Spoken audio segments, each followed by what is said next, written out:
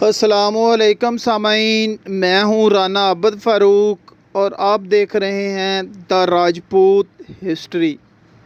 سامعین، آج کی ویڈیو پنوار راجپوت قبیلے کے بارے میں، ان کی خصوصیات۔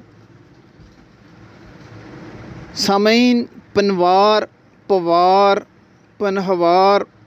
پنوار قوم کے ایک ہی خاندان، ایک ہی قبیلہ، ایک ہی خون میں صرف مادری زبان بولنے کا علاقائی لب و لہجہ سرائکی، پنجابی، سندھی، ہندی، بلوچی، پٹھان کا فرق ہے۔ پنوار قوم سن 1272 عیسوی میں اپنی بہادری، دلیری، جرأت مند، نڈر جنگجو، کسی کو پناہ دینا، عزت کرنا کروانا، وطن کی خاطر لڑنا، دوستوں کی خاطر جان کی بازی لگانا یا قربانی دینا، حق کی خاطر ڈٹ جانا، مہمان نوازی اور ہمدردی کے جذبے میں بہت مشہور تھے۔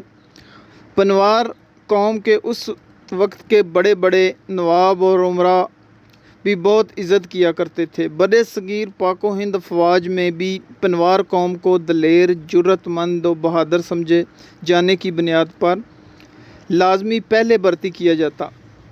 بعد میں دوسری اقوام کو ضد و انا کی نشانیاں عادات آج بھی پنوار راجپوت میں پائی جاتی ہیں۔ پنوار قوم ضدی بھی ہے، جھکنے والی اور جلد ماننے والی نہیں، جائز حکم کو تعمیر ضروری کرتی ہے۔ تاریخ گواہ ہے کہ پنوار قوم ہزاروں سال دنیا پر حکومت کر چکی ہے، کئی جنگیں بھی لڑی ہیں۔ دہلی، اجین شہر اور کئی دوسرے شہر پنواروں کے بسائے ہوئے ہیں۔ پنوار قوم کی ہسٹری کی لائبریریوں میں کئی کتابیں موجود ہیں۔ پنوار قوم میں سلطان حیدر علی، سلطان ٹیپو اور کئی راجہ مہاراجہ ہو گزرے ہیں۔ ایک لمبی داستان ہے۔ پنوار قوم کا سلسلہ حضرت نوح علیہ السلام کے زمانے سے چلا آ رہا ہے۔